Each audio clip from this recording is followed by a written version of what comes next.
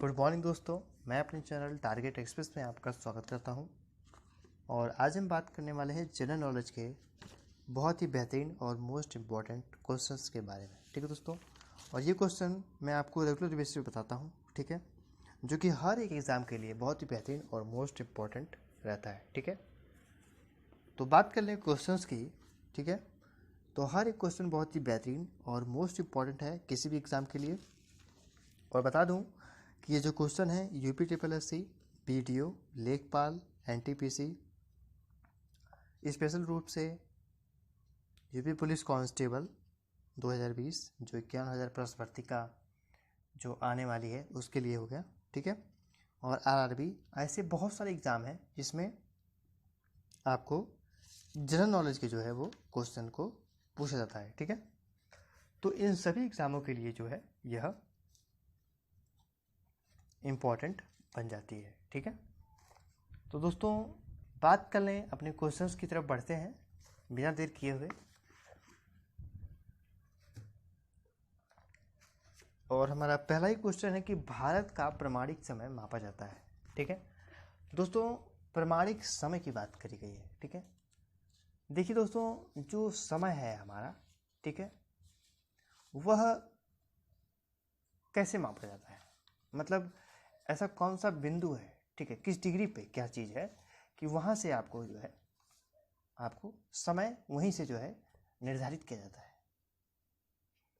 यह याद रखना आपके लिए बहुत ही इम्पोर्टेंट है। ठीक है, तो बता दूं दोस्तों, इसका जो सही आंसर है वह है आपका 82 और 30 पूर्वी देशांतर। ठीक है, तो सही आंसर इसका जो है आपका डी है। ठीक है, 82 डिग्री 30 मिनट। ठीक है, तो आपका D is a right answer.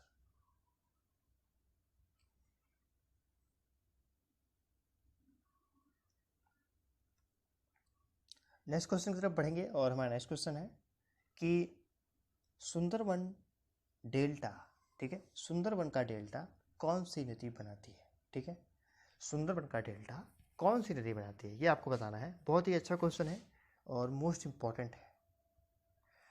और बात कर लें कि डेल्टा की, तो ए दिया है गंगा, बी दिया है ब्रह्मपुत्र, सी महानदी, डी ए और बी दोनों।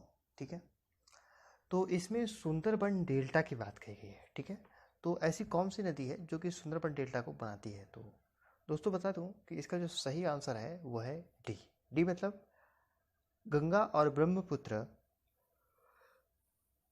दोनों मिलकर सुंदरबन डेल्टा का निर्माण करती है। ठीक है, तो आपका D is a right answer. याद रखिएगा, गंगा और ब्रह्मपुत्र। ठीक है, नेक्स्ट क्वेश्चन हमारा लगा ही ऑलरेडी लगा हुआ है और उस क्वेश्चन की बात करेंगे। तो क्वेश्चन है हमारा कि स्वांगला कहाँ की जनजाति है। स्वांगला कहाँ की जनजाति है, ये बहुत ही अच्छा क्वेश्चन है और इम्पोर्टेंट भी है। ठीक है, तो ए दिया है हिमाचल प्रदेश, बी पंजाब, सी कर्नाटक और डी आंध्र प्रदेश। इसमें अब मैं आपको ट्रिक बताने वाला हूँ। तो बताइए कि स्वांगला, यह एक बहुत ही बेहतरीन और मोस्ट इम्पॉर्टेंट क्वेश्चन है। ठीक है, मोस्ट इम्पॉर्टेंट क्यों इम्पॉर्टेंट है, क्योंकि ऐसी जनजाति आपने बहुत कम और बहुत कम सुनी होगी। ठीक है, तो इस वजह से ये क्वेश्चन इंपॉर्टेंट हो गया था, क्योंकि आज के टाइम में जो क्वेश्चन आ रहे हैं वो एग्जामिनर लोग आपको फंसाने की कोशिश करते हैं, क्योंकि ऐसे क्वेश्चन जो कि आपने कभी न देखा हो न सुना हो। तो इसलिए ही मैं ऐसे ऐसे क्वेश्चन लेके आता हूँ जो कि किसी भी एग्ज़ाम में आने की अत्यधिक संभावना हो। ठीक है, तो इसका जो सही आंसर है वो है पंजाब। ठीक है, स्वांगला जो है वो पंजाब की जनजाति है। ठीक है, अब इसमें मैंने जैसा कि आपको पहले बताया कि आपको ट्रिक बताऊंगा, तो वो ट्रिक है कि स्वांगला, देखिए इसमें ट्रिक क्या है, इसमें अंगा की मात्रा है, इसमें भी अंगा की मात्रा है। स्वांगला मतलब पंजाबी। ठीक है, अंग अंग की मात्रा देख लीजिए, मैच करवाइए, अपना आंसर आ गया। ठीक है, कहीं और देख रहे हैं अंग की मात्रा, नहीं देख रहे हैं ना, तो आपका Punjab is a right answer. ठीक है, नेक्स्ट क्वेश्चन की बात करेंगे और हमारा नेक्स्ट क्वेश्चन है, तो क्वेश्चन हमारा नेक्स्ट है कि भारतीय संविधान किस दिन से पूर्णतः लागू हुआ। ठीक है, इसमें बात की गई कि जो संविधान है वह कब को, मतलब कब उसे लागू किया गया। ठीक है, और ऐसा भी पूछता है कि संविधान को अपनाया कब गया, तो वो अपनाया गया था 26 नवंबर 1949 को, लेकिन लागू हुआ था 26 जनवरी 1950 को। ठीक है, तो संविधान जो है किस दिन पूर्णतः लागू हुआ, तो वो हुआ था 26 जनवरी सन 1950 को। ठीक है, तो D is a right answer. ठीक है, D is a right answer. ठीक है, 26 जनवरी सन 1950 को जो है संविधान को पूर्णतः हमारे पूरे हिंदुस्तान में लागू कर दिया गया था। ठीक है, नेक्स्ट क्वेश्चन की बात कर लेंगे, और हमारा नेक्स्ट क्वेश्चन है कि भारतीय नागरिकों को प्राप्त मूल अधिकारों की संख्या कितनी है। मोस्ट इम्पॉर्टेंट क्वेश्चन है। ठीक है दोस्तों, क्योंकि यह क्वेश्चन पॉलिटी से लिया गया है। ठीक है, और बता दो कि जैसे कि जनरल नॉलेज ऐसी क्लास होती है जिसमें साइंस, पॉलिटी, भूगोल, इतिहास, बायोलॉजी, सारे के सारे क्वेश्चन आपको कंबाइंड एंड मिक्स तौर से मिल जाते हैं। ठीक है, तो एक तरह से बहुत ही अच्छा हो जाता है। ठीक है, लेकिन मैं आपके लिए स्पेशल क्लास भी हर एक, जैसे कि साइंस हो गई, ठीक है, साइंस तो चली रही है, और बायोलॉजी हो गई, फिजिक्स हो गया, ठीक है, हिस्ट्री हो गई, पॉलिटी हो गई, जियोग्राफी हो गई, तो ऐसे बहुत सारे क्लास हैं जो कि स्पेशल आपके लिए मैं चलाऊंगा।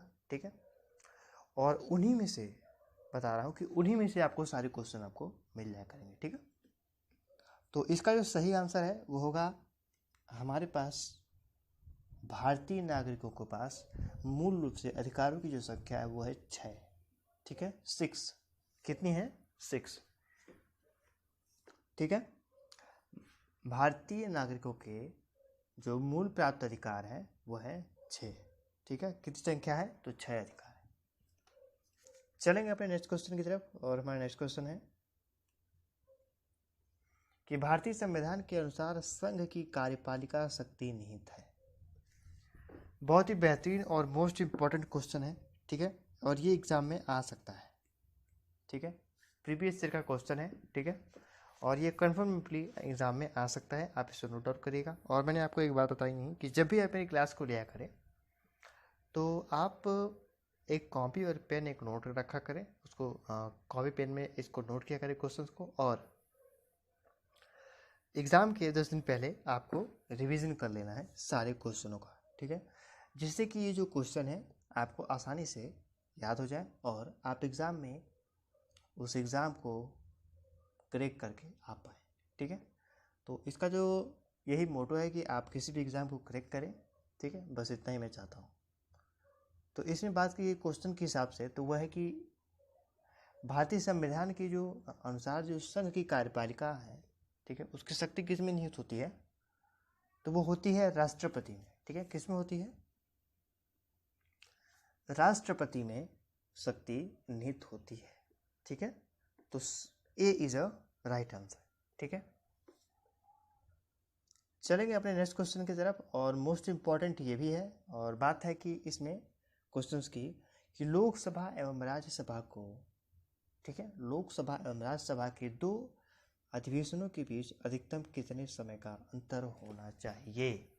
ठीक है, लोकसभा रहे और राज्यसभा है, ठीक है, तो इनके बीच यदि अधिवेशन होता है तो इनके बीच के जो अधिवेशन का अंतर है वह कितना होना चाहिए? 6 माह, 3 माह, 5 माह, और इनकी कोई सीमा नहीं है। ठीक है, ये 4 ऑप्शन है आपके पास, और बताना है कि लोकसभा और राज्यसभा के जो अधिवेशन होते हैं उनमें कितने महीनों का जो है अंतर होता है। तो इसका जो सही आंसर है वो होगा 6 माह। ठीक है, लोकसभा और राज्यसभा, ठीक है, लोकसभा और राज्यसभा के बीच का जो अंतर है, ठीक है, वो है 6 महीना।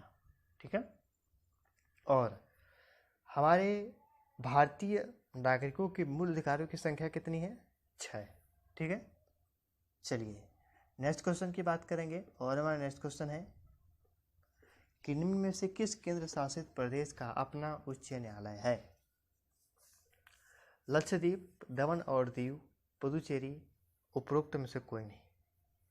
तो दोस्तों बता दूं कि लक्षद्वीप और दमन और दीव और पुदुचेरी, ठीक है, इन तीनों में से किसी का भी उच्च न्यायालय नहीं है, तो आपका राइट आंसर हो जाएगा डी। ठीक है, किसी का भी उच्च न्यायालय नहीं है। ठीक है, तो D is a right answer.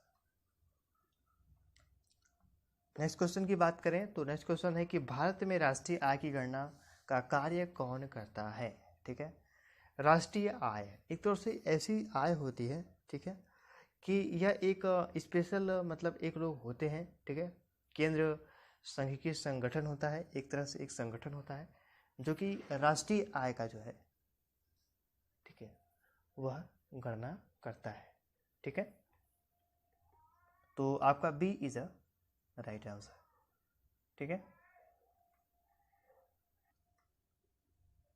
हमारा नेक्स्ट क्वेश्चन है कि प्रथम पंचवर्षीय योजना का मुख्य बल किस पर है, मतलब किस क्षेत्र पर है। ठीक है, जैसे कि पंचवर्षीय योजना क्या होती है, ठीक है, बात कर लें कि पंचवर्षीय योजना की, तो जैसे कि जब कोई भी प्रधानमंत्री बनता है, ठीक है, तो पंचवर्षीय योजना होती है, मतलब 5 साल की योजना होती है, वो 5 साल के लिए प्रधानमंत्री बनता है। ठीक है, तो सबसे जो मुख्य जो बल दिया जाता है, मतलब मुख्य रूप से किसको देखा जाता है, तो वो होता है कृषि को। ठीक है, किसको देखा जाता है, कृषि को।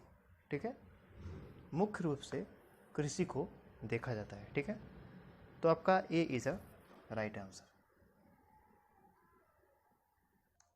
तो दोस्तों इसके बारे में आपको जानकारी दे दी गई है। ठीक है, तो हम नेक्स्ट क्वेश्चन की बात कर लेंगे, और हमारा नेक्स्ट क्वेश्चन है कि निम्न में से राज्य सरकार द्वारा लगाए जाने वाले कर को क्या कहते हैं। ठीक है, मतलब राज्य सरकार द्वारा कर लगाया जाता है। ठीक है, तो कौन कौन से जो है वो कर लगाए जाते हैं, मतलब किस टाइप का कर लगाया जाता है, इन चारों ऑप्शन में सबको बताना है। ठीक है, तो दोस्तों ए दिया है भू राजस्व कर, बी मनोरंजन कर, सी दिया है पथ कर, और डी दिया है ये सभी। ठीक है, तो जो दोस्तों राज्य सरकार है, ठीक है, तो राज्य सरकार में जो है बात कर लें कि कौन सा कर लगाया जाता है, तो ये सारे के सारे कर है। ठीक है, भू राजस्व कर मतलब लैंड टैक्स, फिर मनोरंजन कर मतलब जैसे कि आपने देखा होगा कि जो थिएटर्स हैं, ठीक है, उसमें भी टैक्स लगता है। पथ मतलब रास्ता, मतलब रोड टैक्स। तो जो राज्य सरकार है वह जो है इन सब पर टैक्स लगाती है। ठीक है, तो D is a right answer. ठीक है, तो आप समझ गए होंगे, और हम अपने नेक्स्ट क्वेश्चन की तरफ बढ़ जाएंगे। और नेक्स्ट क्वेश्चन है हमारा कि स्वतंत्रता प्राप्ति के बाद से भारतीय रुपए का कितनी बार अवमूल्यन हुआ है। अवमूल्यन मतलब चेंजिंग हुई है। ठीक है, भारतीय स्वतंत्रता के बाद से कितनी बार रुपयों का अवमूल्यन हुआ है, तो ए दिया है 2 बार, 3 बार, 4 बार, 5 बार। ठीक है, तो दोस्तों बता दूं कि जब स्वतंत्रता प्राप्ति के बाद से अभी तक 3 बार जो है वह अवमूल्यन मतलब चेंजिंग हो चुकी है। ठीक है, तो आपका B is a right answer. ठीक है, B is a right answer. Most important question है, और याद रखिएगा इस क्वेश्चन को।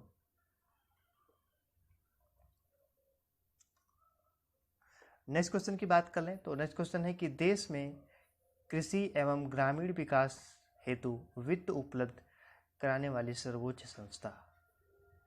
ठीक है, बात की गई है कि जैसे कि कृषि है, मतलब कृषि जो होते हैं किसान होते हैं हमारे किसान भाई, तो उनको वित्त मतलब लोन, समझ रहे हैं आप बात को, लोन कौन सी ऐसी संस्था है जो कि स्पेशल उनको लोन दिलाती है। ठीक है, और वो भी लंबे टर्म के लिए, मतलब लंबे समय के लिए, तो वो है नाबार्ड संस्था। ठीक है, तो D is a right answer. ठीक है, D is a right answer. कृषि एवं ग्रामीण विकास हेतु जो उपलब्ध जो सर्वोच्च संस्था होती है वो नाबार्ड संस्था होती है, जो कि उनको जो है लोन एक तरफ से दिलवाती है। ठीक है, वो भी लंबे समय के लिए। मोस्ट इंपॉर्टेंट क्वेश्चन है, याद रखिएगा इसको। नेक्स्ट क्वेश्चन की बात करें तो नेक्स्ट क्वेश्चन है कि भारत में सबसे पहले मानव विकास रिपोर्ट जारी करने वाला राज्य है।